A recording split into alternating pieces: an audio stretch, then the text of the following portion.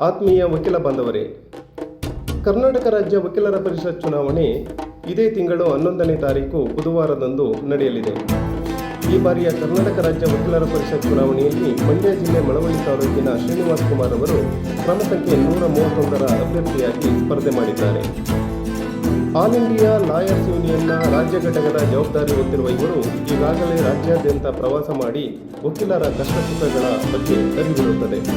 ಕಳೆದ 20 ವರ್ಷಗಳಿಂದ ನ್ಯಾಯಾಲಯಗಳಲ್ಲಿ ವಕೀಲರಾಗಿ ಸೇವೆ ಸಲ್ಲಿಸಿರುವ ಇವರು ಯುವ ವಕೀಲರ ಕಷ್ಟಗಳಿಗೆ ಭಾಗಿಯಾಗಿದ್ದಾರೆ.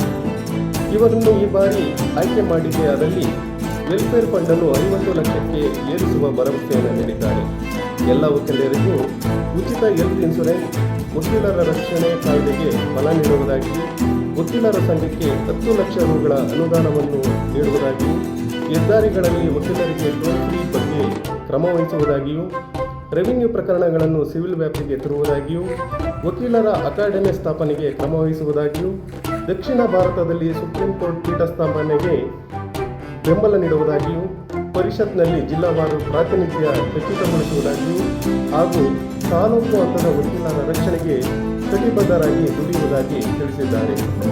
ಎಲ್ಲ ವಕೀಲ ಬಾಂಧವರು ಈ ಯುವ ವಕೀಲರನ್ನು ಕರ್ನಾಟಕ ರಾಜ್ಯ ವಕೀಲರ ಪರಿಷತ್ತಿಗೆ ಆಯ್ಕೆ ಮಾಡಬೇಕೆಂದು ಕ್ರಮ ಸಂಖ್ಯೆ 131ರ ಮುಂದೆ ONE 1 ಎಂದು ಮೊದಲನೇ ಪ್ರಾಶಸ್ತ್ಯದ ಮತ ನೀಡುವುದರ ಮೂಲಕ ಇವರನ್ನು ಆಯ್ಕೆಗೊಳಿಸಬೇಕೆಂದು ಈ ಮೂಲಕ ಕೋರಿದ್ದಾರೆ. ಎಲ್ಲ ವಕೀಲರು ಇವರನ್ನು ಮೊದಲನೇ ಪ್ರಾಶಸ್ತ್ಯದ ಮತ ನೀಡುವುದರ ಮೂಲಕ ಆಯ್ಕೆ ಮಾಡಬೇಕೆಂದು ಈ ಮೂಲಕ ಕಳಕಳಿಯ ಮನವಿ.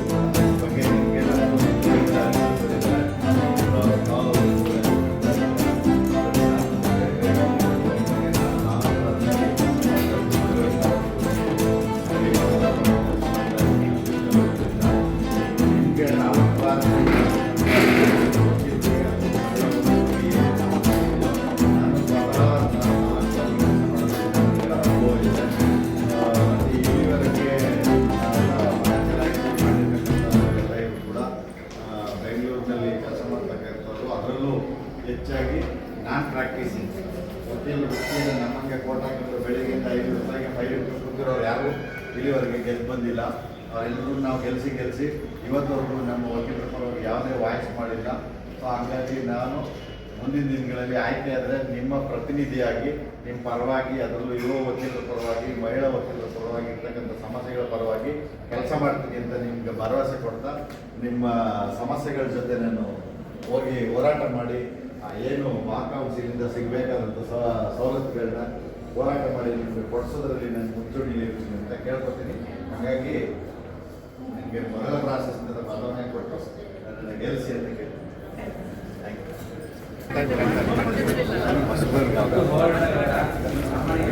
ದಯಮಾಡಿ ಹೊಸದೊಂದು ಅವಕಾಶ ಮಾಡ್ತೀನಿ.